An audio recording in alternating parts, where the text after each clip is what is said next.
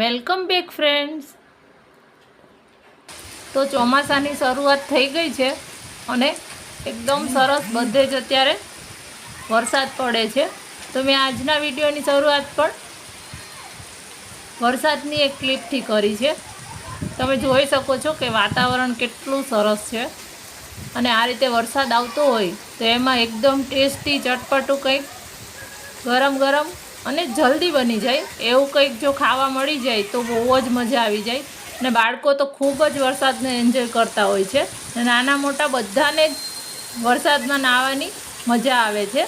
તો પલ પણ વરસાદમાં નાહીને આવી એટલે એને કંઈક ચટપટું ખાવું હતું અને મારી પાસે બ્રેડ પણ પડી હતી અને બધા ઇન્ગ્રેડિયન્ટ્સ અત્યારે હું યુઝ કરું છું એ ઘરમાં હોય જ છે. તો મેં અત્યારે ચીઝ પનીર સેન્ડવિચ બનાવી છે. તો પહેલાં આપણે એક ચટણી બનાવી લઈએ. તમારી પાસે ગ્રીન ચટણી પડી હોય તો તમારે જલ્દી બની જશે. મારી પાસે નહોતી એટલે મેં અત્યારે ચટણી બનાવું છું. તો આ મેં કોથમીર લીધી છે અને એની દાંડી લેવાની છે. કોથમીરની જે દાંડી હોય છે એને ધોઈને સરસ સાફ કરી લીધી છે અને કોથમીરની દાંડીમાં વધારે ફ્લેવર પણ હોય છે અને એમાં સરસ વિટામિન્સ પણ હોય છે. એટલે એની દાંડી છે એ ચટણીમાં એનો વધારે ઉપયોગ કરવાનો.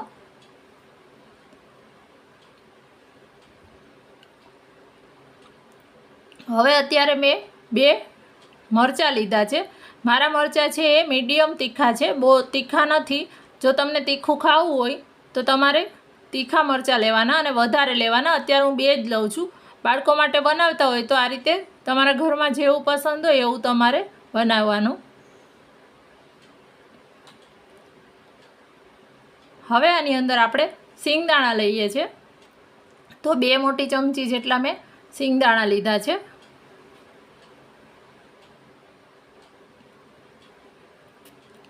ત્યાર પછી એક ટુકડો આદુનો લઈએ છીએ.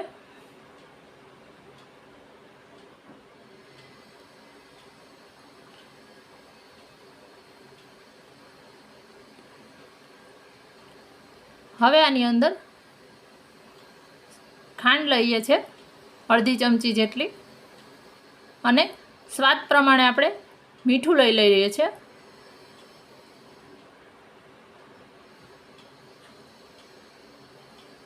હવે એને એક વખત ક્રશ કરી લેશું. ત્યાર પછી એમાં આપણે 1 લીંબુનો રસ લઈ લઈએ છીએ.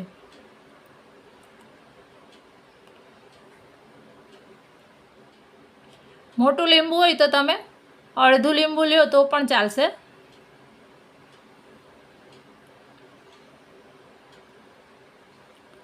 લીંબુ એડ કર્યા પછી આપણે એને એક વખત ચર્ન કરી લેવાનું છે.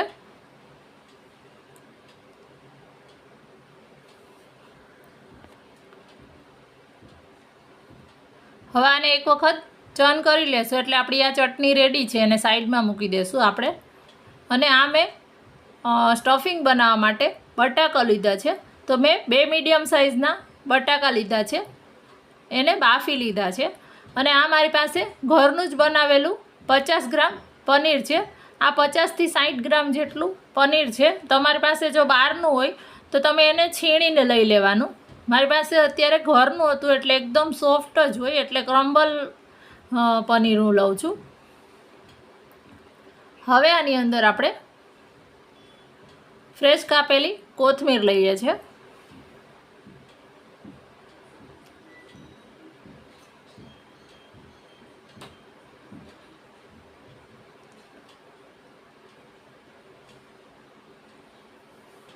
ત્યાર પછી મસાલા કરીશું. એકદમ સિમ્પલ ઇન્ગ્રેડિયન્ટ્સથી બની જાય છે. અડધી ચમચી જેટલું મેં ધાણા જીરું પાવડર, અડધી ચમચી લાલ મરચું પાવડર લીધો છે. ત્યાર પછી અડધી નાની ચમચી હળદર લઈએ છીએ. સ્વાદ પ્રમાણે આપણે મીઠું લઈ લઈએ છીએ. ત્યાર પછી મેં આ જે મેગી મસાલો આવે છે મસાલા મેજિક, એનું 1 પાઉચ લઈ લીધું છે.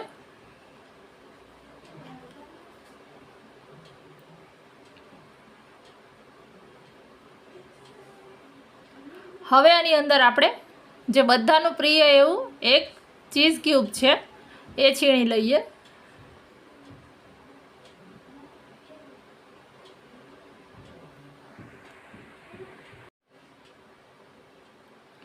ચીઝ છે અત્યારે મેં 1 ક્યુબ લીધું છે. જો તમને વધારે લેવું હોય તો તમે વધારે પણ લઈ શકો છો. આ સેન્ડવિચ તમે લંચ બોક્સમાં પણ બનાવીને આપી શકો. રાતે તમે જો ટાઈમ ના હોય તો બટેકા બાફીને રાખી દેવાના, પછી સવારે એકદમ ફટાફટ રેડી થઈ જાય છે. અને આ સ્ટફિંગને તમે પરાઠાની અંદર ભરી અને સ્ટફ પરાઠા પણ બનાવી શકો છો. હવે આ બધું જ છે આપણે સરસ મિક્સ કરી લેવાનું છે.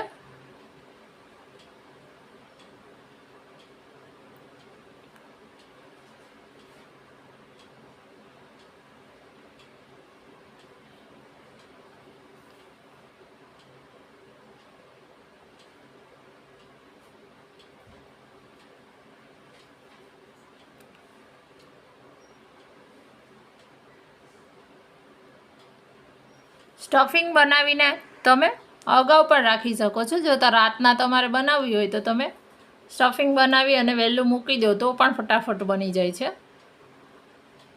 અને આની અંદર આપણે ડુંગળી કે લસણ અત્યારે એડ નથી કરતા. જો તમને ગમે તો તમે કાચી ડુંગળી એડ કરી શકો છો. હવે આપણું સ્ટફિંગ રેડી થઈ ગયું છે. તો મેં અત્યારે આ બ્રેડ લીધી છે. અત્યારે મેં બ્રાઉન બ્રેડ લીધી છે. એની અંદર આપણે પહેલાં ગ્રીન ચટણી લઈએ છીએ. જો તમારે બટર અંદર એપ્લાય કરવું હોય તો તમારે બટર લગાડી દેવાનું, પણ અત્યારે મારી પાસે હતું નહીં એટલે મેં ફટાફટ ડાયરેક્ટ જ ગ્રીન ચટણી લગાવી અને બનાવી દીધી છે.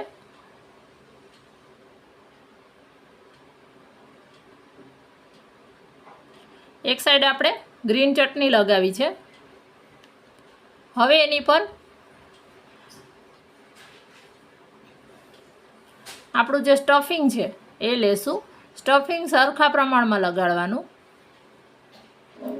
કારણ કે બધો ટેસ્ટ છે એ ઘણી વખત એવું થતું હોય છે કે બ્રેડ વધારે લાગે છે. તો તમારા ઘરમાં જેવી ખવાતી હોય, અમારા ઘરમાં વધારે સ્ટફિંગવાળી ખવાય છે, એટલે હું અત્યારે એ રીતે બનાવું છું. એટલે સરખું આ જે મસાલો છે એ બ્રેડ પર આપણે સ્પ્રેડ કરી દીધો છે.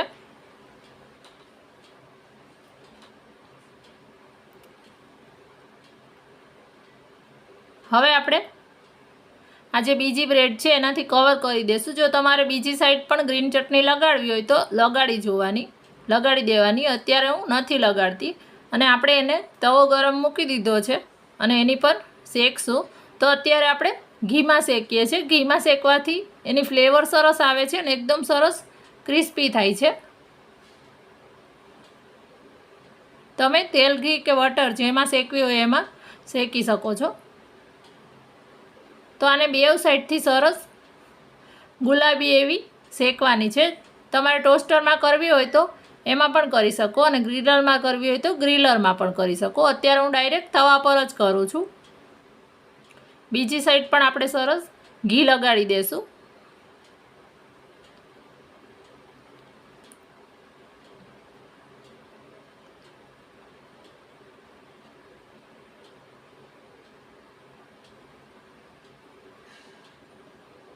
હવે આને મીડિયમ ફ્લેમ પર બેવ સાઈડથી આપણે પલટાવીને શેકી લેશું.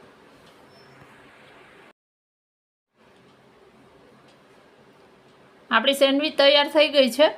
એને આપણે કટ કરી લઈએ છીએ.